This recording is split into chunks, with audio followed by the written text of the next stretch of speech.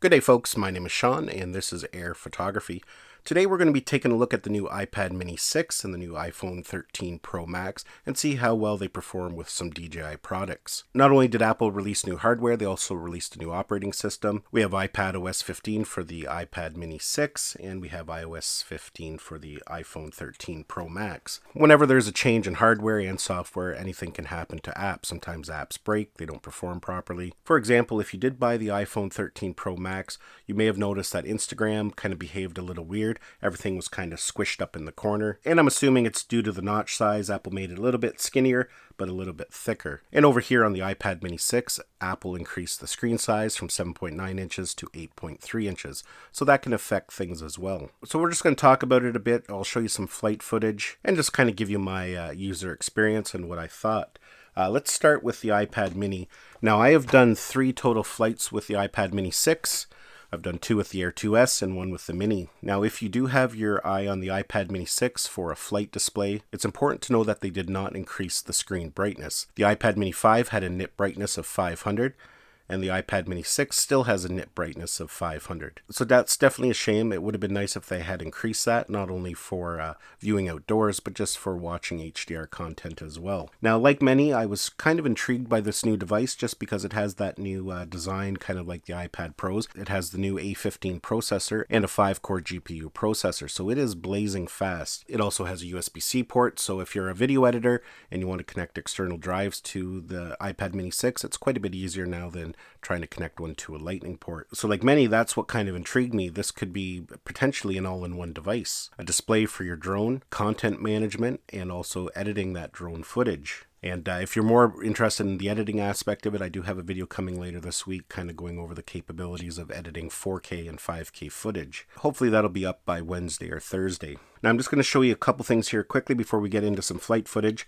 If you have the adapter that allows you to mount an iPad Mini in the controller, it will still work with the new iPad Mini 6 because it has pretty well the same dimension. In fact, I think it's a little bit smaller. It's just the screen size that's been increased. So as you can see there, it fits in there with no problem. Of course, if you have a lightning cable installed in the controller, you will have to swap that out for a USB-C to USB-C. When you purchase the Air 2S or the Mavic Mini, that came with those extra cables, and you just unplug it from the controller, and it'll give you a USB-C end that you can now plug in. On the other hand, if you purchase DJI's official tablet mount, this is sold on their website, and you can purchase it on Amazon as well. As you can see there, it still works quite well with the Mini. Everything fits in there just nicely. Now just keep in mind, if you're going to use this type of mount, you have to get a longer data cable. The one that's pre-installed just isn't long enough to reach up to the USB-C port. You can buy these extended ones on Amazon. This one here is by Skytreat. I'll include a link down below in the description of this video if you do want to pick up a longer cable. I'll also include links to these mounts as well down in the description. I've had a lot of people ask me about this one in some of my other videos, so I'll include a link to it as well. Now let's take a look at some footage here. Now it's really hard to demonstrate what the true brightness is, what it looks like out in the field. With the GoPro dynamic range, it doesn't really focus in on the screen.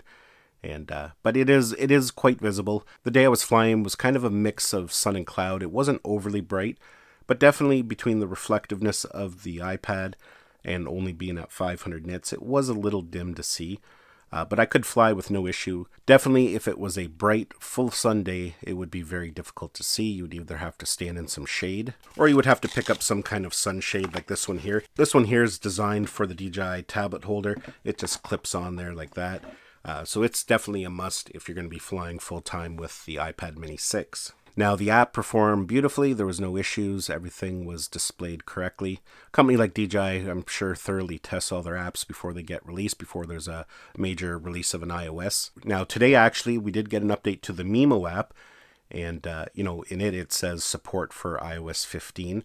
Now, we haven't got an official DJI Fly App that says support for iOS 15. But as mentioned, I did not experience any issues with 3 flights, 2 with the Air 2S and 1 with the Mini. Now, in my opinion, if you're looking for an all-in-one device, if you want a nice tablet that you can use as a display for your drone, you want something you can edit your drone footage on, and something that's nice and powerful for graphics and games and different things like that, then definitely I would say the iPad Mini is a good choice. Just keep in mind that that screen may be a little difficult to see on super bright days. If you already have the iPad Mini 5, definitely it's not really an upgrade getting the iPad Mini 6 for a better display. If you already have the iPad Mini 5 and you're looking to upgrade for your live drone feed, definitely you're not going to notice any difference there, as again, they're the same brightness. Now, when it comes to the new iPhone 13 Pro Max, I can't speak for any of the other iPhone 13s because I haven't tested them out. But again, the app worked beautifully.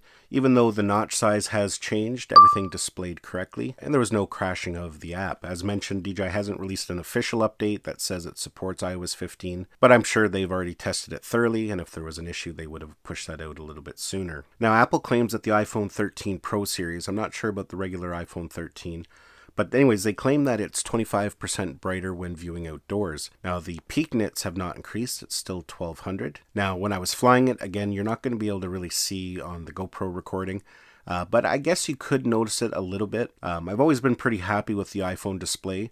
Of course, when it overheats, it dims down quite a bit, but I've only done one flight with the Air 2S. I flew for pretty well the whole battery. I think I landed at 20%, and my iPhone did not dim at all. It stayed nice and bright, and I was pretty pleased with it. So there you have it, folks. That's been my user experience with the new iPhone 13 Pro Max and the new iPad Mini 6. I've had no problems. Everything seems to function as it should. If you are thinking of upgrading to either device, but you've been holding off, you want to make sure that it's going to work with your equipment, then definitely you won't have any problem. If you have any other questions about the iPhone 13 Pro Max or the iPad Mini 6, let me know down in the comments of this video. I'll do my best to answer them in a timely manner. Now, as mentioned, I have a video coming out in the next couple days featuring the iPad Mini 6 here, and it's going to be focused on the editing experience, how well it works with editing 4K footage and even 5.3K footage from things like the Air 2S or your GoPro Hero 10 Black. We'll test that out, and we will check out some rendering speeds as well. Well, that's basically it. Hopefully you found this video useful and got some value out of it. Give it a thumbs up if you did. It's always greatly appreciated. Don't forget to subscribe to my channel so you don't miss any of our upcoming videos, and we'll see you in the next one.